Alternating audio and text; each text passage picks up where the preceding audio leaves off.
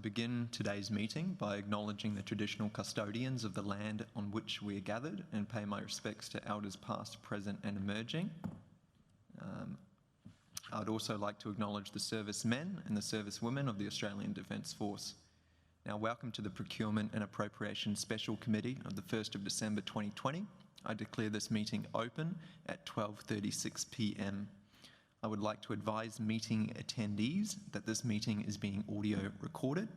And I'd like to thank Councillor Fraser, Councillor Bannon, Councillor Stemp, Councillor Wilcox and Councillor Hall and Councillor Raven for their attendance today. And I note that Councillor Bradley has submitted a leave of absence request due to their attendance at committal hearings according to the Secretariat team. Do any other councillors have a leave of absence to declare? There being none, I now move a motion that Councillor Bradley be granted a leave of absence in accordance with section 5.3 of the Local Government and Committee Meeting Code. Is there a seconder for this motion? Councillor Fraser. Councillor Fraser has seconded. Do any councillors wish to speak to the motion? Sorry, Mr. Chair. It's got Councillor Kerensky on there as well. Oh, it should be just Councillor Bradley.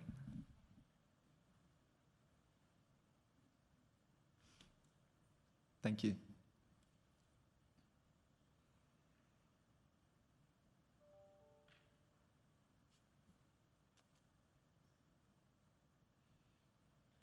There we go. Okay. Councillor Fraser, would you like to second that motion? Do any councillors wish to speak to the motion? I now open the floor to vote. All those in favour, please raise your hand. That is unanimous.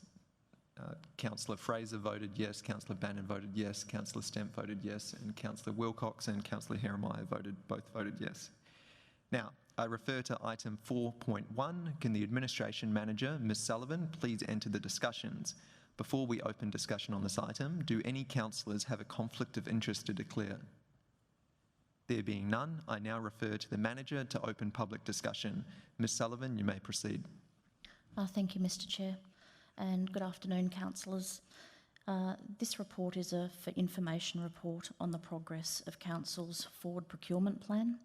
I'll take the report as read and will highlight the following information. There are real benefits to doing a forward procurement plan. These include identifying opportunities at an enterprise level, delivering best value whilst mitigating risks, and an example of that is consolidating like spend, maximising opportunities for our local businesses, generating positive economic, environmental and social impacts, and integrating planning and functional alignment to manage workload. Also in the report, it's noted that the corporate procurement program have proactively engaged with Council's Water Partnership Manager under the Water Alliance to bring them in alignment with our forward procurement plan. I note at this stage as well, we have 14 tenders which have commenced or are ongoing, and we have another 29 tenders which will make up the rest of the financial year. I'm happy to take comments on questions. Thank you. I will now open the floor to councillors for discussion.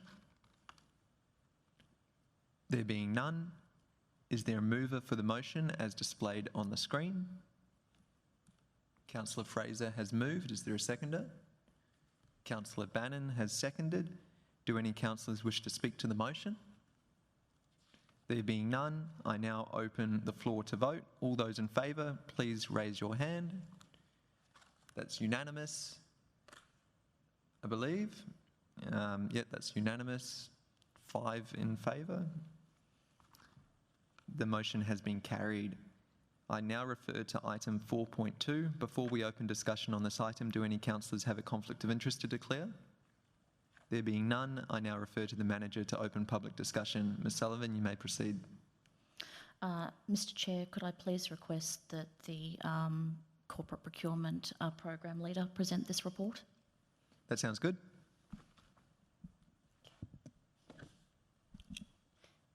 Thank you, Mr Chair, and good afternoon, councillors. This report is for the information on Council's current arrangements, contractual arrangements. A take the report as read, would like to highlight the following information. Council conducts all its procurement in accordance with the default contracting procedures under the local government regulation. Tenders must be invited where the expected value of a contractual arrangement of similar services, goods or works is more than $220,000. For example, a contract for the supply of goods over a 3-year period that is expected to be worth $100,000 each year, the total expected value would be $300,000 and written tenders would need to be invited. Under the regulation, Council may enter into a contract before inviting quotations or tenders if the contract is entered into under a preferred supply arrangement or a register of pre-qualified suppliers. However, to establish a preferred supply arrangement or register of pre-qualified suppliers, Council must first invite public tenders. A register of pre-qualified suppliers may be established where the preparation or evaluation every time of a goods or services or works would be costly or the capacity of the suppliers is critical. Works delivered under this arrangement are more type of project works where quotes may still be invited to ensure that Council receives best value. Examples of established Council registers of preferred supply arrangements include civil construction services, parks landscape construction works, concrete footpath and minor works, and bituminous pavement and surfacing services for asphalt and spray seal works. Preferred supplier arrangements may be established where Council needs the goods or services in large volumes or frequencies and can obtain better value for money by accumulating the demand. Preferred supply arrangements are generally where goods, services or works are procured with a quantity against a schedule of rate. For example, an hourly, daily, per tonne or per service rate. Example of Council's established preferred supply arrangements include building trade services, hire of plant, equipment and operators, supply and delivery of quarry materials and traffic management services. As noted, once the arrangement is established through inviting public tenders, Council may enter into a contract with a supplier under the arrangement and our thresholds no longer apply, therefore quotations and tenders are not required to be invited. These arrangements are non-commitment, with neither Council or supplier committed to minimum quantities. They also afford flexibility and efficiencies in procurement activities whilst meeting legislative requirements. Thank you. Thank you. I'll now open the floor to councillors for discussion. Councillor Wilcox. Just a quick question. So how often do we allow local suppliers to get on the list? So when they go to the open market, all suppliers have the opportunity to tender. So we give an advantage to our local suppliers with the minimum weighting. However, local suppliers have all opportunity when we go to the market, as it's an open tender process to establish a preferred supply arrangement or register of pre-qualified suppliers. So there's no guarantee if a local supplier will end up on the preferred supplier list though, is there? With an open tender, it's the best value with predetermined criteria. So there is no guarantee of a local. They must ensure that they represent value for money for Council. However, they are given an advantage when tendering for Council with the weighting criteria. Okay. And is that the same or is that different to the preferred supplier list? So for all tenders, for all Council's tenders and expressions of interest. Okay, thanks. Great. Any other speakers? There being none, is there a mover for the motion as displayed on the screen? Councillor Fraser. Is there a seconder? Councillor Bannon. Do any councillors wish to speak to the motion? There being none, I now open the floor to vote. All those in favour, please raise your hand. That is unanimous with 5 votes for. The motion has been carried. I now refer to item 4.3. Before we open discussion on this item, do any councillors have a conflict of interest to declare? There being none, I now refer to the manager to open public discussion. Ms Sullivan, you may proceed. Thank you, Mr Chair. Agenda item 4.3 relates to the strategic goals for the Procurement and Appropriations Special Committee. In accordance with section 2.2.4 of the Terms of Reference for the Special Committee, This committee is to review its performance against the committee's strategic goals at the end of each financial year. 3 strategic goals have been identified, and they constitute oversight, education and innovation. In the table on page 2 of 3 of this report here, the strategic goals have been, or I guess there's 3 components to any good strategic goal, and that is the outcome, the action and the KPI or metric. I'll just spend a little bit of time going through those. So for strategic goal 1, which is oversight, the outcome that we're looking for is enhanced transparency and accountability in decision making. The action that is proposed to take is Council's forward procurement plan, is a standing agenda item at this committee here, and that will cover all of our larger contractual arrangements. And the KPI or metric that is proposed to obviously measure how well we're complying with our outcome and action is that probity appropriate pre and post tender information and learnings are shared in a user-friendly format. There's 2 components to education. The first is to increase awareness of procurement processes and understanding for all local councillors. The action associated with that is to prepare fit-for-purpose informative reports and briefings. And our KPIs and metrics are to pre-plan the Procurement and Appropriation Committee agenda to include value-adding knowledge-sharing agenda items and to make best use of councillor briefing sessions. The second educational component is to increase awareness of procurement processes and understanding throughout the community. The actions proposed are publicly accessible flyers that explain project costs, and in line with a presentation a little bit later in this committee, the promotion across all divisions of Council's Think Local, Buy Logan initiatives. Our KPI and metric in this space is that after each procurement and appropriations special committee, that we share procurement information with the community via a number of different communication channels. And our last strategic goal around innovation is to foster a corporate culture of innovation from a strategic level and embedding innovative contracting outcomes that will support our council to be an innovative, dynamic city of the future. The actions that we propose to take, or that we would propose, is support of the procurement model review recommendations, and Logan City Council conducts additional trials to expand our product and services range. The KPI and metrics there, in line with the development of Council's budget, is Council adopts a strategic procurement model by the 30th of June 2021. I'm happy to take any questions. Thank you. Thank you. I'll now open the floor to councillors for discussion. Councillor Stemp.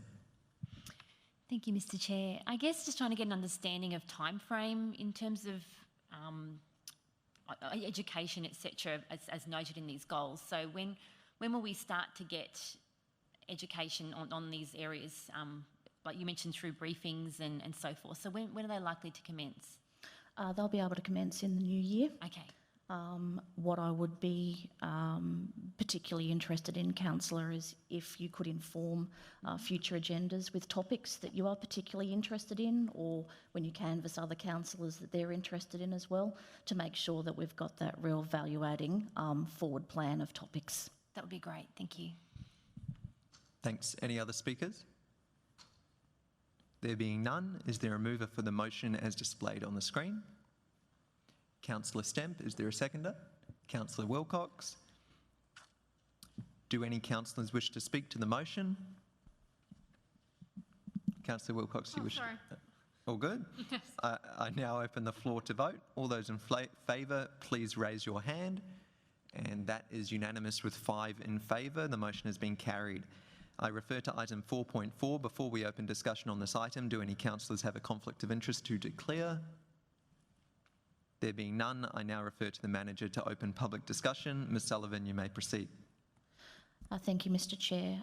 With your indulgence, I would ask Tanika Rigney to do this presentation. That sounds great.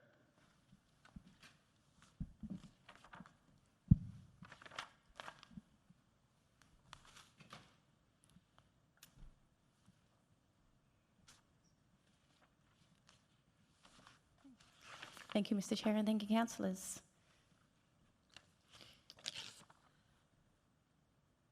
Apologies. Okay. So it's never been more important for council to buy local. Council is continuing to manage the impacts of COVID-19 pandemic and assisting where possible with our community's recovery. In collaboration across council, we're working together to increase our local spend with local and social businesses in Logan.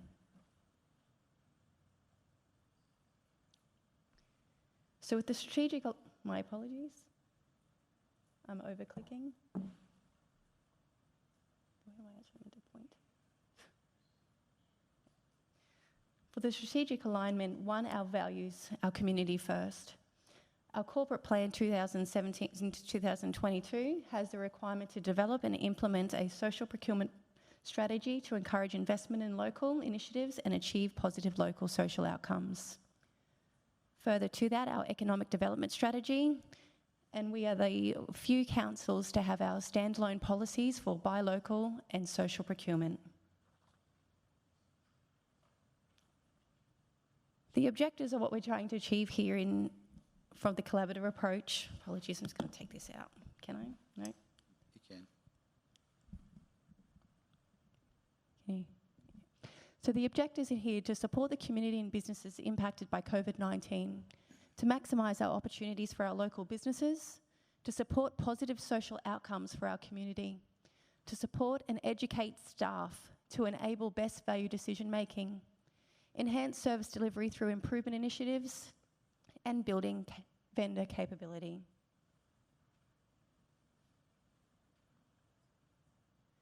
The outcomes and the actual key metrics we're trying to achieve in here, and we will be aiming to, is increase our procurement spend with local and social businesses to get our community, Logan economy, back on track and create local jobs, and to build sustainability in our supply chain. This means to prioritise the use of truly our local suppliers and create quality jobs.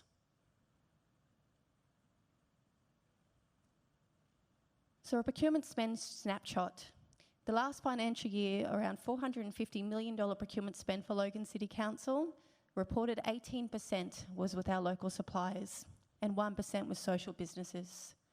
So with the support of ELT and CLT, what we're aiming now here, by June 2021, we've set ourselves a target of more than 45% of our spend to be increased with our local suppliers. A timeline of deliverables of what we're doing to achieve this. So we've adopted our local and social procurement policies in February 2019. We've gone through a vendor panel marketplace supply acquisition, and we'll continue to do so to ensure that we attract as many local suppliers to our tendering and quotation portals. We've done an innovation workshop, which I'll speak to, and a procurement model review, in which Ms. Kay Sullivan has reported to previously. Further going into it now, what we're currently into as well, before going too far, is the internal staff activation and awareness, which I'll speak to more of now.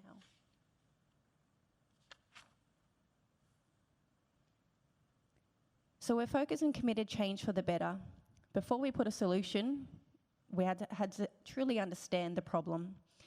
Our ICT team undertook a problem discovery innovation sprint to understand what council, our customers, considers best value for money, and the gaps of why we're not spending locally with only our 19% spend local with our 2019 financial year. This outcomes from this discovery sprint will be integrated into the internal roadshow for a campaign to making doing business with council easier and ensure that there's awareness of best value decision making.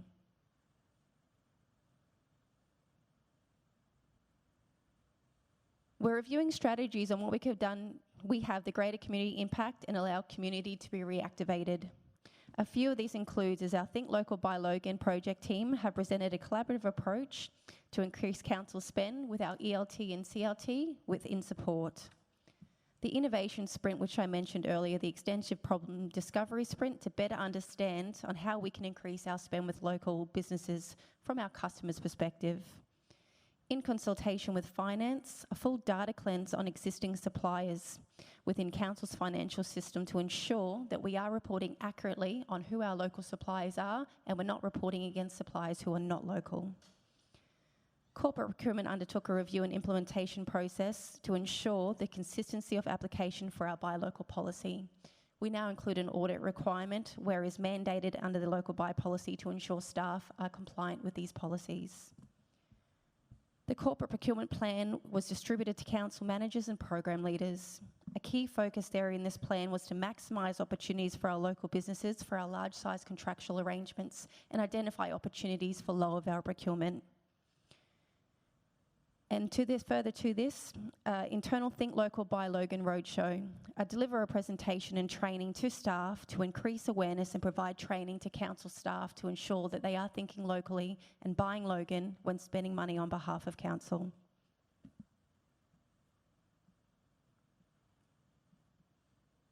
So what we're coming from here is an internal staff activation. We've come from a compliance perspective, and now we'd like to come from more of the understanding of the impact it has and the positive benefits it can achieve by ensuring that we prioritise our local suppliers. We'll be initiating a better approach to planning, strategic planning and engaging with council branches in our forward procurement plan, going from actual strategic planning other than a reactive. Our Think Local by Logan virtual roadshows to increase staff awareness to council staff. Provide training to council staff and council's procurement policies, processes and systems. We're thinking outside the box. There's quite a significant amount of spend under our local buy arrangements, and we had a significant amount of participation from Logan staff on the mass tender refresh to ensure we can target local suppliers under these arrangements and communicate. We'll be communicating through messages from posters to videos, in which we'll have a presentation for you shortly. So how can our staff maximise opportunities for our local businesses? Under our buy local policy, they may source only from businesses, local businesses, to quote for every opportunity where possible. A minimum 15% of non-price weighting criteria is applied to all of council's tenders and expressions of interest. They may engage local businesses under existing arrangements and exceptions, for example, our preferred supply arrangements or registers or pre-qualified suppliers. Inclusion of contract clauses to incentivise local economic contribution. So, for example, our civil construction contractors is not a high maturity in the Logan market. However, there's a significant opportunity for them to ensure that they are engaging, buying and growing local. A collaborative approach to improve our forward planning, and a KPI on contractors' commitments to prioritise local businesses. So to very quickly use as an example, we recently went to the market for cleaning and hygiene services, and we use this as an example, one, to get the tendering process from our average 6-month turnaround to be able to invite, evaluate, assess and award within a 12-week period. Also with this, we identified in this cleaner what was best value for money for us was a capable and credible supplier who contributed to our local economy, was sustainable and provided environmental impacts. We built supply capacity by removing the tenderer's requirement to tender for all facilities. A tenderer may have tendered for one, multiple or all facilities under this tender. We applied a 15% local weighting advantage to the non-price criteria. We also applied a 15% weighting advantage to social benefit. We identified areas for the contractor to contribute back and ensured that we did not impact the quality, environmental or safety, with safety being mandated and environmental and quality having requirement accessibility criteria. Key performance indicators actually linked to payment. So where they are local and have made a commitment to source locally, hire locally or grow, it'll be a KPI in there in which that's not met, it'll be linked to their payments. And we remove barriers to entry to ensure we can make it as easy and simplified as possible for the contractors to tender to work for council.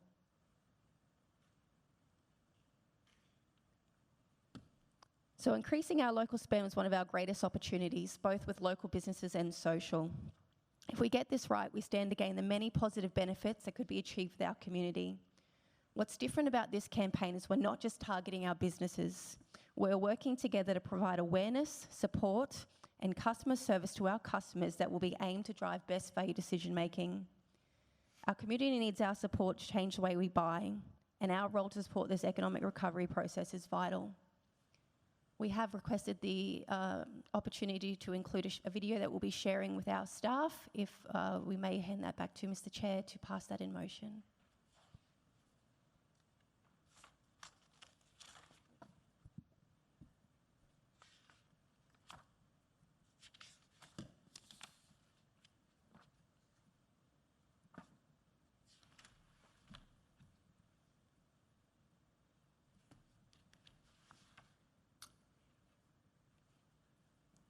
Thanks. I move the motion as displayed on the screen. Is there a seconder? Sorry, Mr Chair, I just had a question. Sure, go for it. Thank you. Sorry, it was just two quick ones. I just want to understand what kind of feedback you've got from local business community during this campaign, just because obviously it's been launched. When was it launched, the campaign? So this campaign specifically, initially for the procurement aspect, was to target internal staff. Oh, okay. However, the ED&S team, LOED, have targeted externally from a business to consumer perspective. Our intent for the next stage in the new year is to start going externally to our suppliers for engagement sessions and ensure that we're getting their feedback as well. So it'll be stage 2 of the initial campaign. This specific activation campaign was to target internal staff for inform and education purposes. Okay. And just obviously it was noted that 18%, sorry, where's my notes? Lost the page. 18% of our business with local suppliers with a goal of 45% June 2021. I just want to get an understanding of how that's tracking 6 months into the financial year, please. Yes, definitely. So with the initiatives that we have put, we are on track to get this target. Whilst it was initially quite a stretch target, with the initiatives that have been undertaken thus far, the support from ELT and CLT, and actually to drive this from management, we are definitely on target. I believe we will achieve that before June 2021. Well, that's good news. Thank you. Councillor Bannon. Thank you, Mr. Rudy Chair. The 18% obviously wasn't a good number in anyone's eyes for local procurement. So the years past to that, so is that 18% been a pretty stagnant sort of rate that we've done with local procurement, or has that gone up or down? Sorry, apologies for that one. Just in response to it, it's been quite static. So it's pretty much sat at 18% for quite a while. Is there any reason, like, I don't want to live in the past, but I don't think anyone in the public or would be happy with 18% local procurement. Is there any reason, and you've had such a good success in the first 6 months, as you just stated, which is great, I'm not knocking you on that, but is there any reason why in the past this hasn't been brought forward and seen as a problem?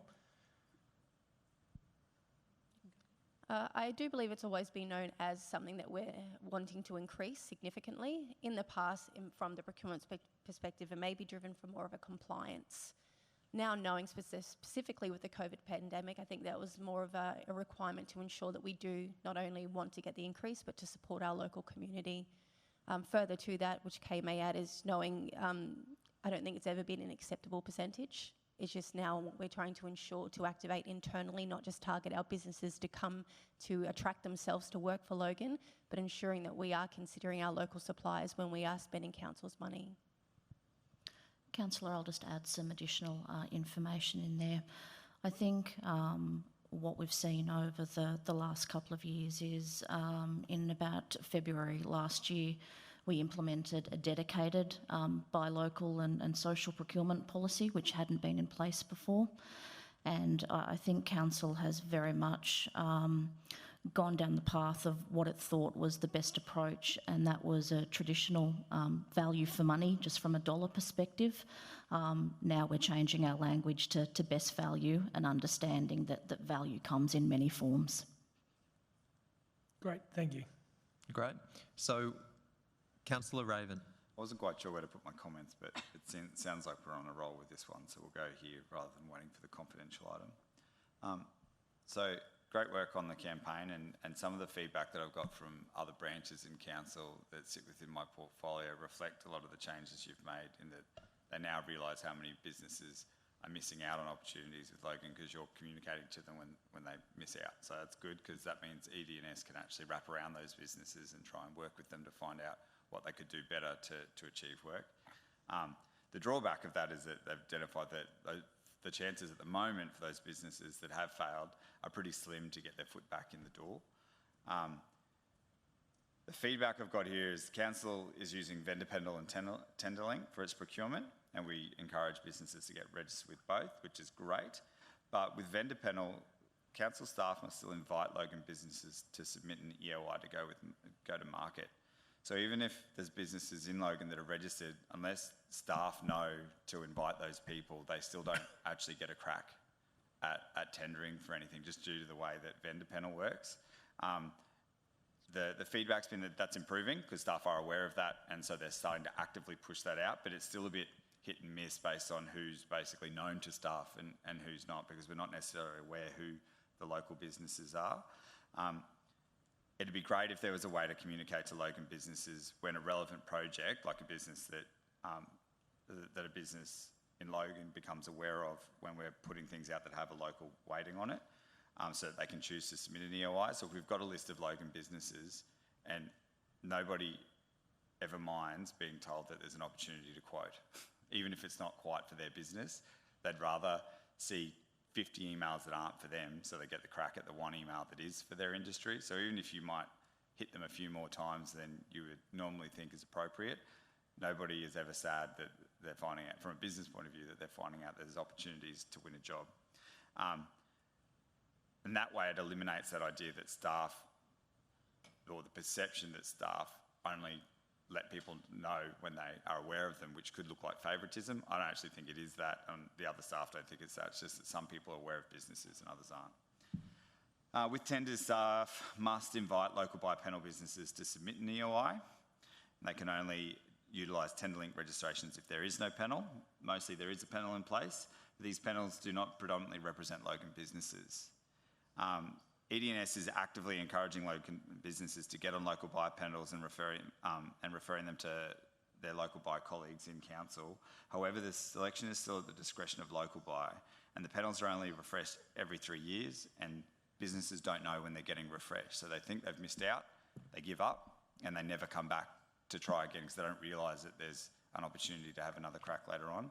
So we could communicate better either about when that panel is being refreshed, or switch to an option where for a period of time where we're trying to get up to that 45%, or let's get it to 70%, some really crazy high number, instead of using local buy, we go out to tenders to market where we can deliberately target the registered Logan businesses so that we do know that they're getting an opportunity. And then once you get them into the habit, we know who they are, then you can switch back to your panel, your local buy panels, to save money, because I do understand that tenders are expensive. Probably the most interesting feedback is around purchasing under $16,500, and that essentially it's the Wild West of procurement. So there's no real rules that you follow.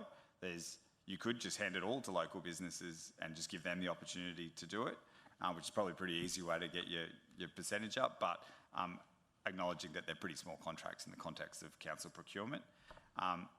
It would be good though if we could basically narrowly define those low value quotes to coming from local businesses first and foremost, and only going wider than that when there is no local supplier that can actually do it.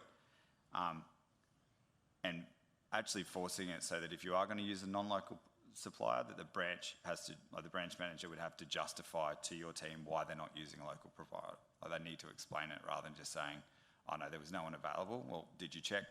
Did you just ask the people you already knew? Like, how far did you go? By trying to get that culture, like you say, of local procurement into the organisation where people have to justify not spending money in Logan, I think there's a much better use of ratepayer money than just bleeding it out into other cities. If we can, and part of that too is from council, we have a big role to play in making sure that we convey the messages clearly, not just to the procurement team, but to all parts of council. And I think you're right, Kay, when you said that the local buy and social procurement policies were a good first step that sent that signal, but I think we could do a better job of making people aware of it, especially when we do come up to tender opportunities, and roads and infrastructure is a great one where we spend large sums of money. I know Councillor Heremiah likes to ask how much was spent on consultants. I think we should all be asking, why isn't this with a Logan business on every single time we see a contract or tenderer, so that it sends a very clear signal to the entire organisation that you have to explain why you're not spending money locally, otherwise you will be held to account. Thanks. Thank you. So what we'll do is, there's this motion on the screen right now. We'll consider this motion. If it is passed in the affirmative, there'll be a video, and then after the video, we'll go and consider item 4.4 and then item 4.5.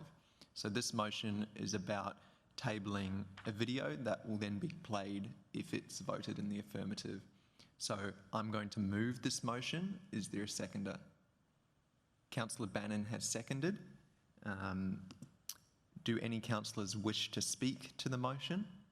There being none, I now open the floor to vote. All those in favour, please raise your hand. That is unanimous with 5 in favour. The motion has been carried. So now we're going to watch a video.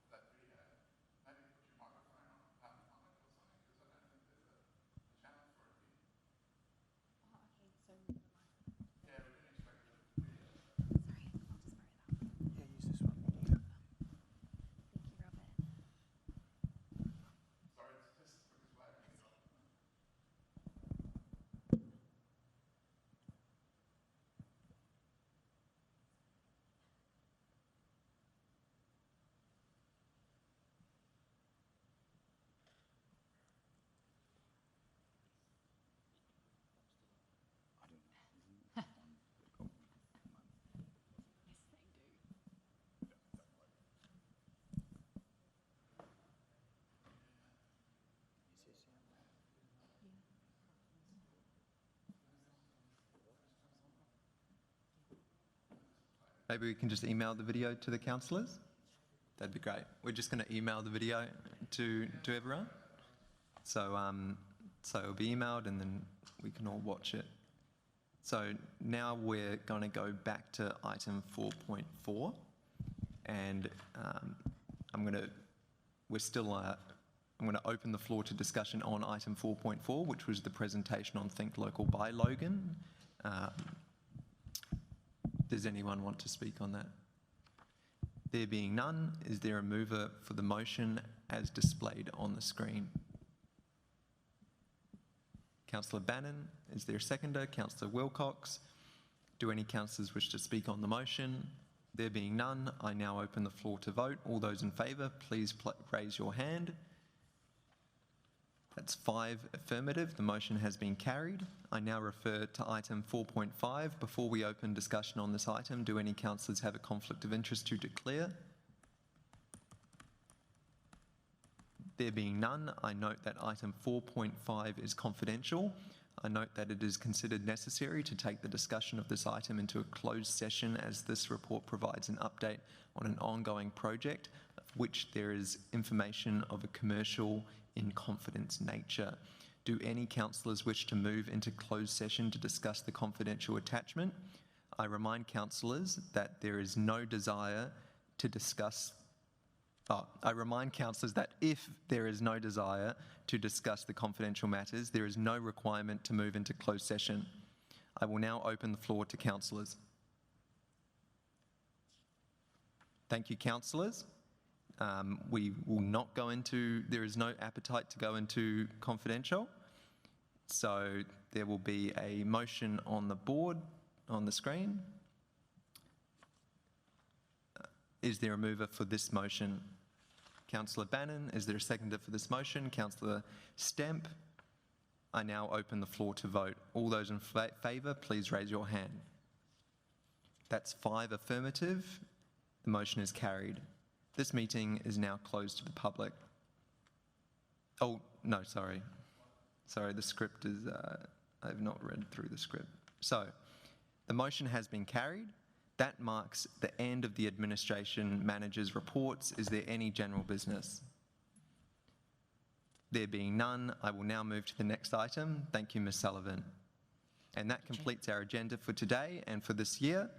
I'd like to thank Robert, Kay and Tanika and their team for the great work on the Procurement and Appropriations Special Committee this year, and of course all the councillors for taking the time and being a part of it. I think it's really important and it's really exciting. I declare the Procurement and Appropriations Special Committee meeting of the 1st of December 2020 concluded at 1:16 p.m.